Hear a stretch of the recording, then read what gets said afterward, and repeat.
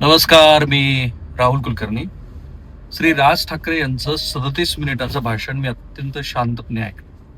आणि मी अनेक वेळा म्हटलं की राज ठाकरे यांच्या भाषणामध्ये अभ्यास असतो, संदर्भ चांगले असतात, ओघवती शैली असते आणि नेमकी खोच पण असते. त्या खोचेमध्ये आज त्यांनी मुख्यमंत्र्यांना कालच्या त्यांच्या भाषणातले संदर्भ घेत एक रोखठोक प्रश्न विचारला. त्यांचं असं म्हणणं आहे की ज्या प्रकल्पाबद्दल विरोधक प्रश्न विचारतात त्या प्रकल्पामुळं किंवा तिथे विचारलेल्या प्रश्नामुळं महाराष्ट्राचा अपमान कसा. मला विचाराल तर अतिशय योग्य पद्धतीचा प्रश्न आहे.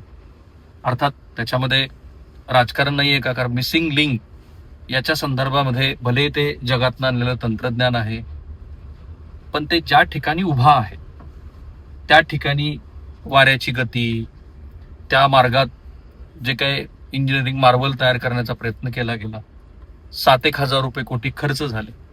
तर त्यामुळं ज्या वेळेला सह्याद्रीच्या डोंगर रांगामध्ये असा एखादा प्रकल्प येतो, जसा काल मुख्यमंत्र्यांनी कोकण रेल्वेचं उदाहरण दिलं. आजही कोकण रेल्वेमध्ये कुठे दरड कोसळते, फार कशाला ब्रिटिशांनीच उभारलेली जी मुंबई पुणे रेल होती त्या काळात खंडाळ्याचा घाट वगैरे झाला, तर तिथे पण अधूनमधून दरडी कोसळतात. आताच मुंबई पुण्यासारखं शहर डिस्कनेक्ट होतं एकमेकांशी. पण मुख्यमंत्र्यांनी काल ज्या पद्धतीनं भाषेचा प्रयोग केला, माझ्या मते संसदीय पदावरच्या व्यक्तींनी न करण्याची ती भाषा आहे. आणि त्याचा महाराष्ट्र धर्माशी संबंध जोडून महाराष्ट्राचा अपमान कोणी करतोय असंही लॉजिक मुख्यमंत्र्यांनी जे मांडलं, त्याला तथ्याच्या आधारावरती काही अर्थ नाही.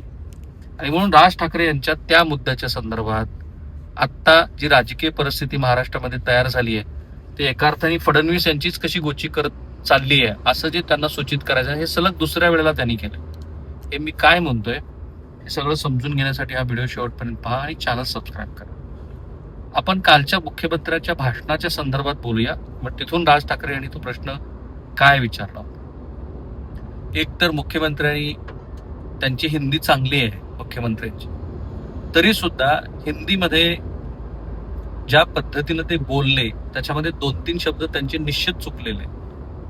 असं केव्हा होतं, एकतर मनुष्य फार आक्रमक पद्धतीनं जेव्हा उत्तर द्यायला जातो त्यावेळेला त्याचा काही अंशी तोल ढासळतो, किंवा त्याला अशा कुठल्या तर गोष्टीचा अंदाज आलेला असतो की ज्याच्यातून त्याचं फ्रस्ट्रेशन असतं, ज्याच्याशी आपला संबंध आहे, जे राज ठाकरे सातत्यानं सुचवू इच्छित आहे. ते काय म्हणाले की मुख्यमंत्र्यांनी हिंदीत जे भाषण केलं, आणि खरं आहे ना, समोर आमदार मराठी भाषिक, त्यांना ऐकणारा प्रेक्षक आणि महाराष्ट्रातली जनता मराठी भाषिक, जगभरातले भाषिक मराठी 127 देशात पसरले. महाराष्ट्र राज्याच्या मुख्यमंत्र्यांनी तेवढं एकच वाक्य का हिंदीमध्ये म्हटलं की भाडे के टट्टू वगैरे, तर ते राज ठाकरे यांच्या मते संदेश द्यायचा आहे कुणाला तरी. तो संदेश कुणाला असू शकतो. मला विचाराल तर नंबर 1 आणि नंबर 2 भारतीय जनता पार्टीतले आता इतके प्रबळ आहेत, आणि त्यातल्या नंबर 1नी तर जवळपास आता राजकीय निवृत्ती घेण्याच्या भूमिकेत ते गेलेत की काय, कारण ते अनिवासी भारतीयासारखं सतत महिन्यातले 15 दिवस तर ते बाहेरच दिसतात सध्या. मी पंतप्रधान श्री नरेंद्र मोदी यांच्याबद्दल बोलतो. काय झालं, अरे ते कट झालं ना. तर मला एडिट असं दिसतं आहे की पंतप्रधान हे तर जवळपास अनिवासी भारतीयासारखं झाले, ते सतत परदेशात फिरतात. आणि नंबर 2 जे आहेत त्यांच्याकडे पूर्ण सत्ता एकवटली. सगळ्यांना माहित आहे की श्री अमित शहा यांना भविष्यातल्या कोणत्याही आव्हानापेक्षा हे आव्हानच नको आहे. आणि म्हणून आता दिल्लीच्या वर्तुळात चर्चा काय सुरू आहे, तर देशातले 3 मुख्यमंत्री बदलले जातील. ती चर्चा आता बातम्याच्या स्वरूपात पेन यायला लागली. मग कधी मध्य प्रदेशच्या मुख्यमंत्र्याचं नाव असतं, कधी महाराष्ट्राच्या मुख्यमंत्र्याचं असतं, आणखी कुठल्या कुठल्या मुख्यमंत्र्याची नावं घेतली जातात. हे का घेतली जातात, कारण आधी जर आपण बघितलं तर शिवराज सिंग चौहान असेल किंवा वसुंधरा राजे असतील, हे लोक की जे नरेंद्र मोदी आणि अमित शहा यांचं ऐकत नव्हते, किंवा तशी परिस्थिती होती, किंवा प्रतिस्पर्धी म्हणून ते उभा राहू शकले असते, तर त्यांना त्यांचं राजकीय खच्चीकरण झालंय. देवेंद्र फडणवीस हे त्यांच्या वेगवेगळ्या कामामुळं, त्यांच्या असलेल्या समजमुळं, त्यांचं एकूण राजकीय आकलन उत्तम असल्यामुळं हे अमित शहा यांच्यासाठी निश्चितपणे भविष्यात ते प्रतिस्पर्धी बनू शकतात. ते प्रतिस्पर्धी बनू नये म्हणूनच श्री एकनाथ शिंदे यांच्या माध्यमातून देवेंद्र फडणवीस यांच्या पायामध्ये खोडा घालण्याचा प्रयत्न सुरू आहे. असं राज ठाकरे सातत्यानं सांगतायत. आज ते दुसऱ्यांदा बोलले आणि हे सांगत असताना त्या लोकांना देवेंद्र फडणवीस यांना संदेश द्यायचा होता असं त्यांना सुचवायचं. माझं मत थोडं वेगळं आहे की त्या नंबर 1 आणि नंबर 2ला कुणी सांगावं अशी काही स्थिती भारतीय जनता पार्टीमध्ये राहिलेली नाहीये. पण कोणाला तरी संदेश द्यायचा होता एवढं निश्चित आहे. कुणीतरी त्यांच्या विरोधामध्ये कॅम्पेन करत आहे, त्यामुळे आलेली अस्वस्थता आहे आणि त्या अस्वस्थतेतनं जे प्रश्न व्हॅलिड आहेत, समजा ठीक आहे इंजिनिअरिंग मार्वल आहे नो डाऊट, अरे पण काहीतरी घडलंय तिथे. घडल्यानंतर विरोधकांचं काम आहे. तुम्ही पण एखाद्या सिलेंडरच्या म्हणजे महागाईच्या संदर्भामध्ये सिलेंडर घेऊन आंदोलन करायचात ना. कांदे घेऊन केलेत, फार कशाला सिंचन घोटाळ्यामध्ये गाडीभर पुरावे घेऊन विनोद तावडे आणि देवेंद्र फडणवीस गेलेच होते. त्यामुळं विरोधी पक्षाचं जे काम आहे ते विरोधी पक्ष करणार. त्यात उद्धव ठाकरे यांनी राम मंदिराचा मुद्दा अधिक व्यापक करायचं ठरवलंय असं दिसतंय. ते नागपूरपासनं महाराष्ट्रभर राम मंदिराचं आंदोलन करतायत. तोही धागा मुख्यमंत्र्यांच्या विरोधामध्ये बोलत असताना राज ठाकरे यांनी पुन्हा पुन्हा विचारला, तुम्ही कसले हिंदू? सो मला असं दिसतं आहे की 2-3 मुद्द्यावरती ठाकरे बंधू पण आता मुख्यमंत्र्यांना प्रश्न विचारतात. रोखठोक प्रश्न तर राज ठाकरे यांनी विचारलाच की तुमच्यावर किंवा तुम्ही केलेल्या विकास कामावर टीका म्हणजे महाराष्ट्रावर टीका कशी, त्यातनं कशी काय महाराष्ट्राची बदनामी होते. माझंही मत तेच आहे. उलट विरोधी पक्षाचं काम आहे जनमत तयार करणं. सरकारचं काम आहे आपल्या चांगल्या योजना सातत्यानं लोकांसमोर मांडणं. मी तर अनेक वेळेला म्हटलं की या सरकारच्या काळामध्ये इन्फ्रास्ट्रक्चरची उत्तम कामं झाली आहेत. ते म्हणत असताना आधीच्या कुठल्याही लोकांचं मूल्यांकन कमी करण्याचा कोणताही हेतू नसतो कोणाचाही. त्यामुळे विरोधी पक्ष जे काम करतात ते बरोबर आहे. हा जरा एक मुद्दा. दुसरा मुद्दा जो भारतीय जनता पार्टीच्या आणि राष्ट्रीय स्वयंसेवक संघाच्या मंडळींना पण आवडलेला नाही आणि तो आहे राम मंदिरामध्ये झालेल्या देणगीतल्या घोटाळ्याचा. आज राज ठाकरेंनी तो 1800 कोटीचा घोटाळा आहे असं सांगितलं. अर्थात ते वर्तमानपत्रातल्या वेगवेगळ्या आलेल्या बातम्याच्या संदर्भात होतं, पण लोकांना हे आवडलेलं नाहीये. राष्ट्रीय स्वयंसेवक संघाशी निगडीत असलेली, VHPशी निगडीत असलेली, भाजपशी निगडीत असलेली मंडळी त्या मंदिरावरती ट्रस्टी आहे. खरं म्हणजे मंदिरं ही सरकारच्या ताब्यात नसायला पाहिजेत असं सुब्रमण्यन स्वामी यांचं मत आहे. मला पण काल परवापर्यंत त्या लोकांच्या मताशी मी सहमत नव्हतो की सरकारचा त्याच्यावरती असू नये पगडा असं जे लोक म्हणत होते. पण आता हल्ली असं दिसतं आहे की सगळ्याच मंदिरामध्ये, मग ते तुळजाभवानीच्या मंदिरापासून ते कोल्हापुरातल्या मंदिरापासून ते शिर्डीच्या मंदिरापर्यंत अनेक ठिकाणी जिथे जिथे सरकारचा हस्तक्षेप आहे त्या प्रत्येक मंदिरामध्ये घोटाळे आणि घोळ आहेतच. आणि कोणा जबाबदार कोणाला धरता येत नाही, कारण हे जिल्हाधिकारी ट्रस्टी असतात किंवा काही ठिकाणी तर चक्क न्यायाधीश ट्रस्टी आहेत. ते येतात, कारभार करतात, आपापल्या परीनं स्वच्छ करण्याचा प्रयत्न करतात, पण घोळ थांबत नाहीत.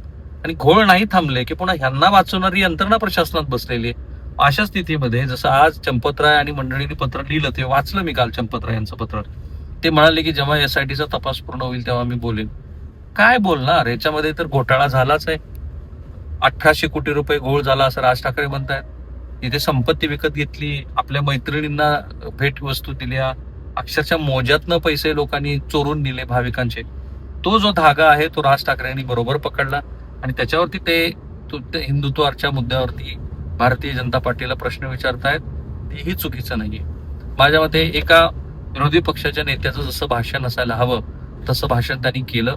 तो जो प्रयत्न केला होता फडणवीसांनी की त्यांचा किंवा सरकारचा अपमान म्हणजे महाराष्ट्राचा अपमान हे कसं चुकीचं आहे हेही त्यांनी सांगून टाकलं.